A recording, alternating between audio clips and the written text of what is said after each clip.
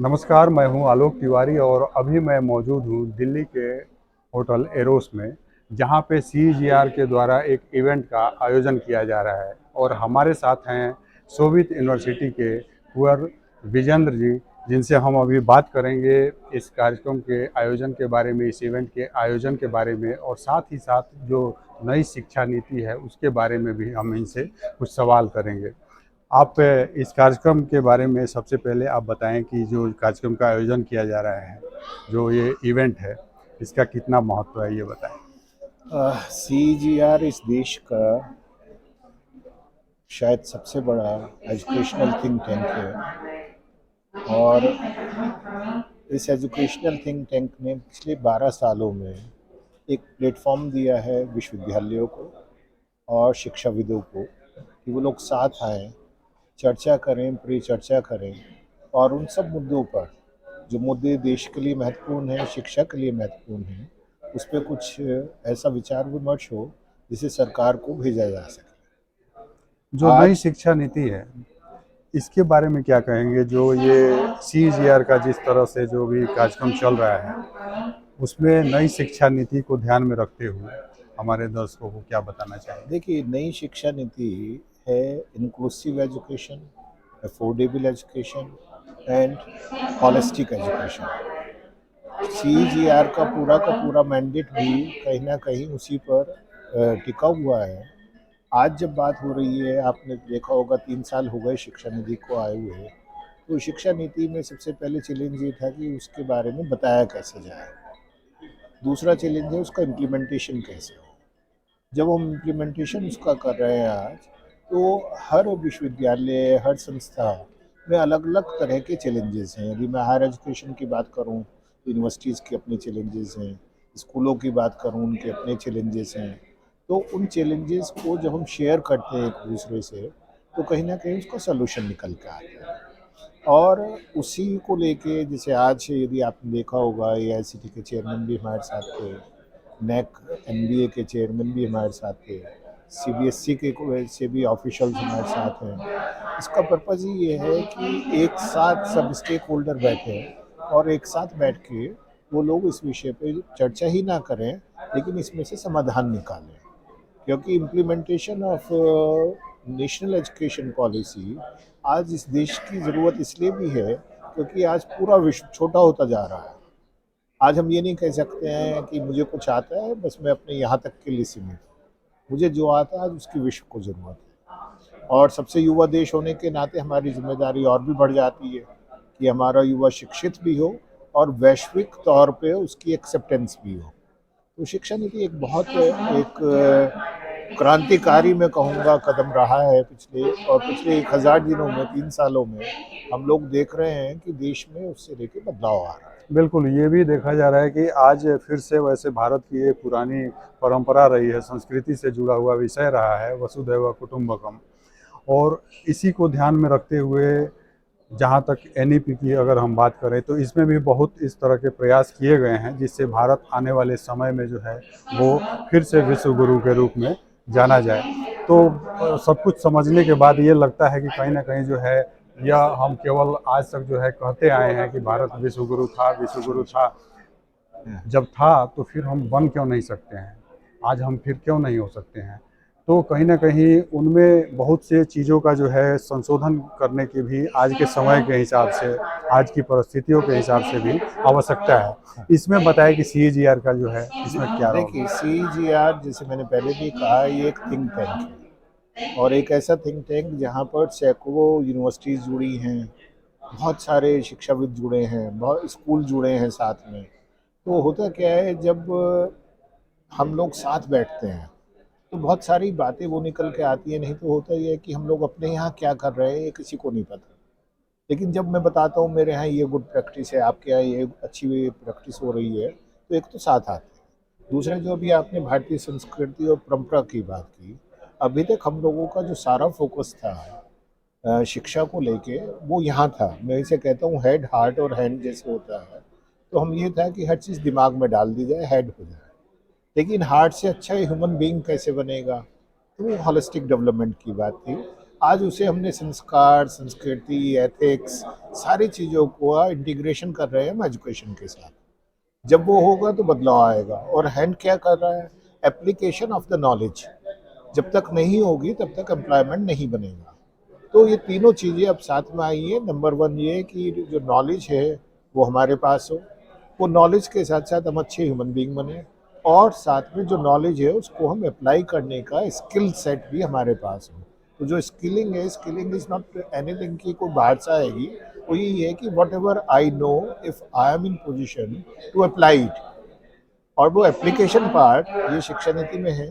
CGR में हो क्या रहा है? सीजीआर में जॉइंट रिसर्च हो रही है, सीजीआर में डिस्कशंस हो रहे हैं, सीजीआर में आपस में एमओयू साइन किए जा रहे हैं कि हम एक दूसरे से अपने ज्ञान को बांटें, सीखें और सिखाएं।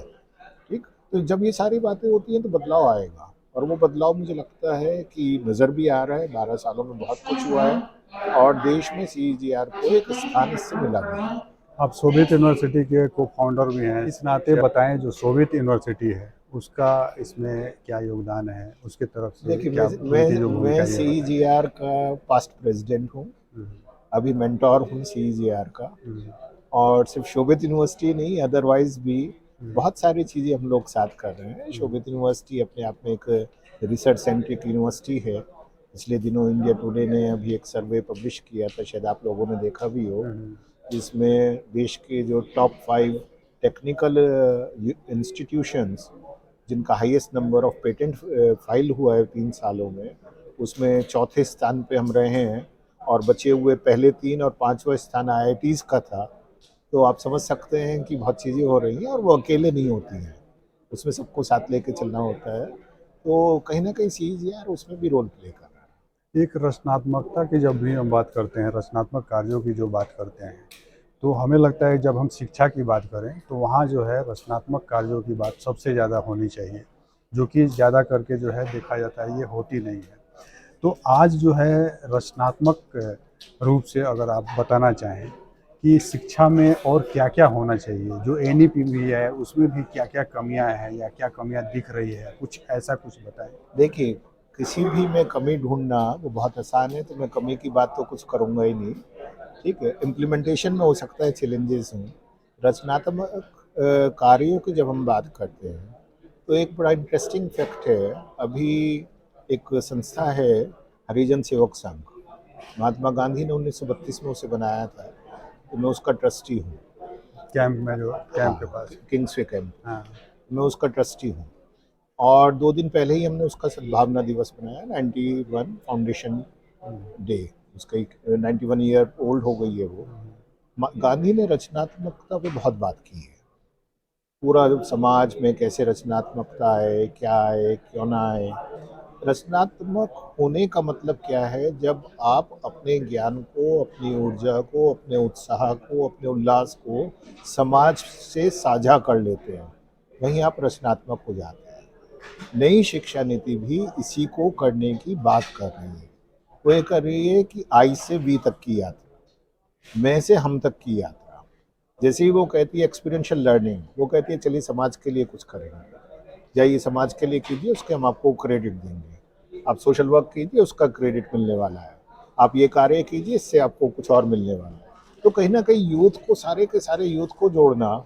यदि आपने गांधी को पढ़ा होगा तो नई तालीम करके उन्होंने शिक्षा को लेके लिखा है। बिल्कुल। मैं अभी देख रहा था कि नई तालीम को यदि मैं कंपेयर करता हूँ नई शिक्षा नीति के साथ, तो बहुत सारी बातें कॉमन है।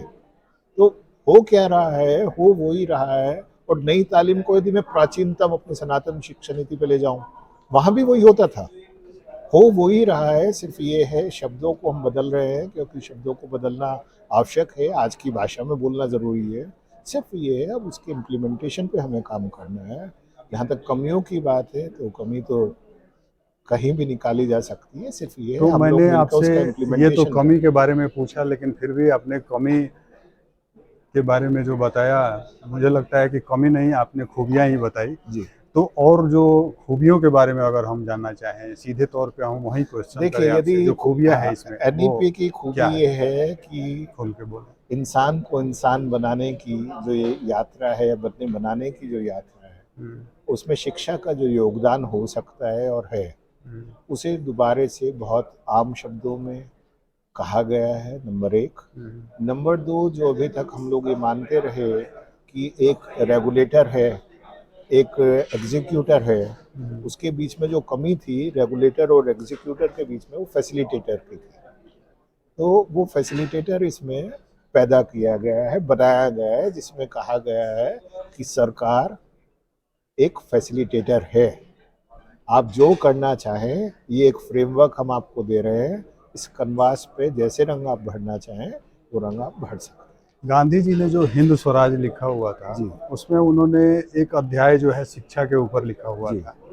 और शिक्षा के ऊपर जब हम बात कर रहे हैं, आज जो है एनईपी के ऊपर बात कर रहे हैं, तो कहीं ना कहीं वो मुझे याद आ रहा है, वो जो जी, अध्याय है गांधी मुझे जी लगा का। ये आपका विषय पे हम आ गए। बिल्कुल। हाँ तो हम जो है इस कार्यक्रम को ध्यान में रखते हुए, साथ ही साथ एनईपी को ध्यान में रखते हुए, और गांधी जी की तरफ से जो सुझाव दिया गया है, जो शिक्षा नीति के जी, बारे में, जो शिक्षा के बारे में, तो आप इन सब में क्या तालमेल देखते हैं, या 100%। इसमें कोई नहीं नहीं विरोध नहीं, भी विरोध है देखते ही हैं? नहीं इसमें। इन स्वराज की जब बात करते हैं, वो क्या है, when I become competent to govern myself, मेरी अपनी गवर्नेंस जिस दिन है तो वो हिंद स्वराज है। वो गवर्नेंस कब आएगी, when I am capable of that, when I am there. अब शिक्षा नीति मल्टी लैंग्वेज बात कर रही है, वो कह रही है रीजनल भाषाओं में पढ़ेंगे, पढ़ाएंगे, सभी भाषाओं में बात करेंगे। इसका मतलब क्या हुआ कि हम किसी एक भाषा के जो कि उस अधीन अध्याय में उन्होंने भी बताया हुआ अधीन नहीं है, एक रहे। मैं और इसीलिए भाषा उस जो। पॉइंट की बात जी। कर रहा हूँ।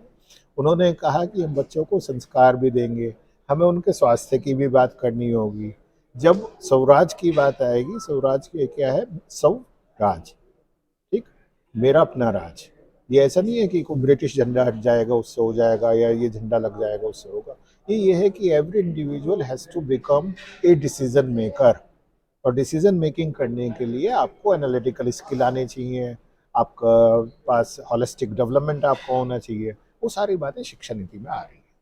आपका बहुत बहुत धन्यवाद, जो आपने इतनी सारी बातें बिल्कुल नहीं खोल के बताई, खुले मन से बताई। आप देखते रहिए। नमस्कार।